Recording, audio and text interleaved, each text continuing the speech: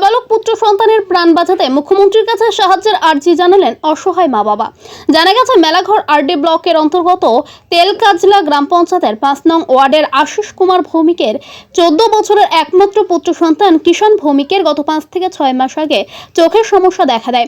পরে আশিস কুমার ভৌমিক জিবি হাসপাতাল সহ গৌহাটিতে নিয়ে গিয়ে ছেলের চক্ষু চিকিৎসা করান, কিন্তু চিকিৎসকরা তার চোখের কোনো সমস্যা খুঁজে পায়নি। তার কিছুদিন পর কিষাণ ভৌমিক ধীরে ধীরে অসুস্থ হতে থাকে। তার এই অসুস্থতার পর জিবি হাসপাতালে নিয়ে ভর্তি করানো হয়। হাসপাতালের চিকিৎসকরা তার কোনো রোগ খুঁজে পাচ্ছিলেন না। পরে তাকে বহির্রাজ্যে কলকাতা এবং বেঙ্গালুরু নিয়ে যাওয়া হয়। সেখানে তার শারীরিক পরীক্ষা নিরীক্ষার পর চিকিৎসকরা কিষাণ ভৌমিকের শরীরে এক বিরল ও অদ্ভুত রোগের সন্ধান পায়। চিকিৎসকরা জানিয়েছেন কিষাণ ভৌমিকের ভাইরাল ইনফেকশন হয়েছে, যাকে বলা হয় SSPE।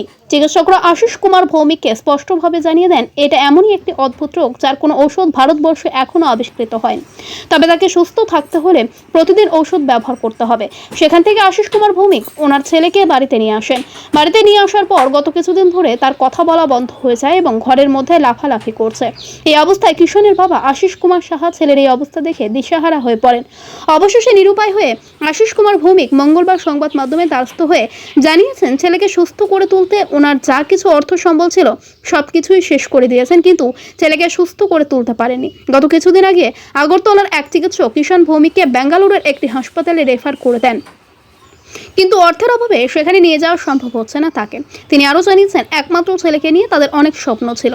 তাই মঙ্গলবার সকালে কিষাণ ভৌমিকের অসহায় মা বাবা সংবাদ মাধ্যমের দ্বারস্থ হয়ে একমাত্র ছেলেকে সুস্থ করে তুলতে মুখ্যমন্ত্রীর কাছে সাহায্যের আর্জি জানিয়েছে। পরীক্ষা নিরীক্ষা করছে, তার কাছে চোখের কোনো সমস্যা নাই। তারা আমার রেফার করে দিচ্ছে আপনার গুয়াহাটির রহমান হসপিটালে। এখানে 15 দিন ভর্তি আসছিলাম, তার 2-2.5 লাখ টাকা খরচ হয়েছে, কিন্তু তারা বুক ধরতে পারতেছে না। এরপরে আমি বাড়িতে তারা লিয়ে আসি। যেদিনকে আমি বাড়িতে আনছি 5টার সময় আমার বাবা মারা গেছে। কেরানি কইছে আমার বাবার আপনার নাতি তো বাঁচত না, হঠাৎ করে স্ট্রোক করলেছে, মেলা হসপিটালে মারা গেছে। এরপরে দিয়া আমি তারে কলকাতা নিউরো সায়েন্স হসপিটালে পাঠাইছি আরও 2জন লোক দিয়া। পাঠানোর পরে তারও 14-15 দিন আইসিইউতে ভর্তি আসছিল, তারা রোগ ধরতে পারে না। লাস্ট পর্যন্ত তারা করতেছে তার ভাইরাল ইনফেকশন SSPE। এই রোগের বলে তারা কোনো মেডিসিন পাইতেছে না ভারতবর্ষের মধ্যে। তখন তারা আবার বাটলি আইসি আমি আবার জীবিত নিয়েছি। জীবিত নিয়ে রেড্ডি দেখাইছি। রেড্ডি আমার কাছে বেঙ্গালুরু নিমান্সে নিতাম। বেঙ্গালুরু নিমান্সে নিয়েছি, এখানেও 14-15 দিন আসছিলাম। তারা পায়খানা ফেসা রক্ত পরীক্ষা করাইছে। করানোর পরে তারা করছে কলকাতা ডাক্তারের যে কথা কইছে তার রোগীর দরখাস্ত দিয়েছিলাম। দিয়েছি যে স্যার আমার ছেলে তো এই অবস্থা, আমার কিছু সাহায্য করে দেন ছাত্রছাত্রীদের কাছ থেকে। তো অনেক ছাত্রছাত্রী আমার কিন্তু কইছে যে ছাত্রছাত্রীদের কাছ থেকে তাই টাকা উঠাইছে।